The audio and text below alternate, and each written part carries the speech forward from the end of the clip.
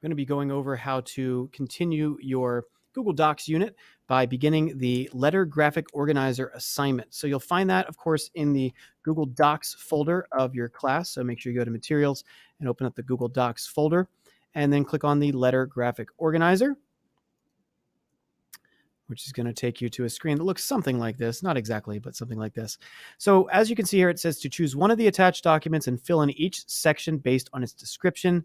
So let's do that. I can tell you the first one here. You're going to be writing a letter as if you are the main character in the Classcraft game, which, hey, you are. So you could write a letter based on your experiences in the game so far. The second choice, you'd be writing as a secondary or tertiary character in Classcraft. Again, you're going to be turning that into a letter eventually, but it's a graphic organizer to get started. So you could be talking about what you think of the main character, or what's going on between the other characters in the story. This one is a real one. So if you are a student, which, hey, you are, and you have something that you want to, a question you want to ask, or something you want to relay to your teacher, you could actually email this to them eventually and get a bonus for doing so if they respond to you. And then finally, this one is for a child to your parent or guardian, if there's something that you want to say to them. And this could be something that you either do send or don't send. That's completely up to you. Now, for the sake of this project, or for this video rather, I'm going to open up the first one, which is writing as if I'm the main Classcraft character. And of course, you're going to have to make a copy. And you'll see it's a pretty standard graphic organizer. There's two categories here. And the first one is who are we writing to? Okay, so recipient, who are we writing to? And I have for my example here that I'm writing to typing.com. So I'm the main class character. I'm me, and I'm writing to typing.com.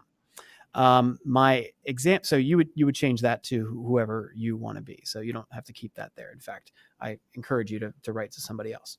You're going to add a subject of your message. So imagine that this is actually, I don't know if they have email in Appslandia. They certainly might, but this is imagining that it is an email. And this email is about your trials, the trials of typing. Then you're going to have your opening paragraph where you're going to introduce yourself and tell that person or thing, whatever it might be, why you're writing to them. So for my example, I have greetings, it's me. And then I would put my name because, hey, that main character's never been named, has he or she?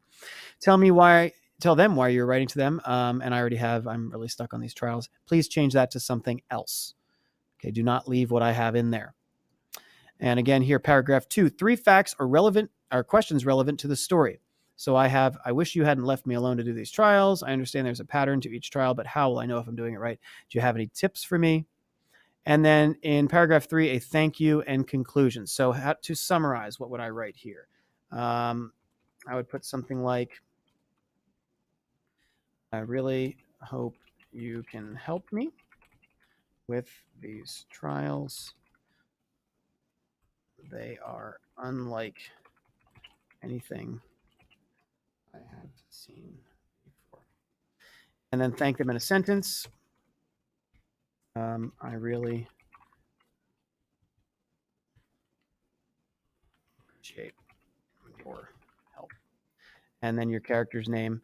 So if you want to, at this time, if you want to just come up with a name for your character. So I put in Kevin there because I wasn't feeling very creative, but maybe I want to call myself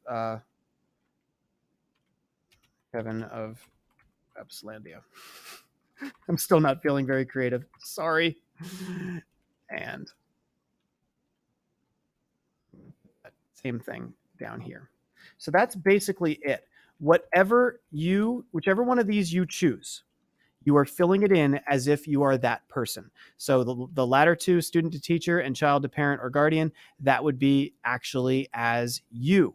So if you look at the example here for child to parent or guardian, you're putting in, the real person, why you're writing to them, introducing the idea, giving some details, summarizing. It's the same thing for each of them. It's just a different scenario. And that's all you're doing. And then when you're done with that, you're going to click the share button. You're going to click get shareable link. You're going to copy that link. This is much like what we did with the WeVideo project. And then you're going to go back to Schoology. You're going to click the Submit Assignment button, which you don't see here because I'm on my teacher account. And then you're going to choose Create and paste your link. That's exactly what it tells you in the directions here. You don't have to finish that today.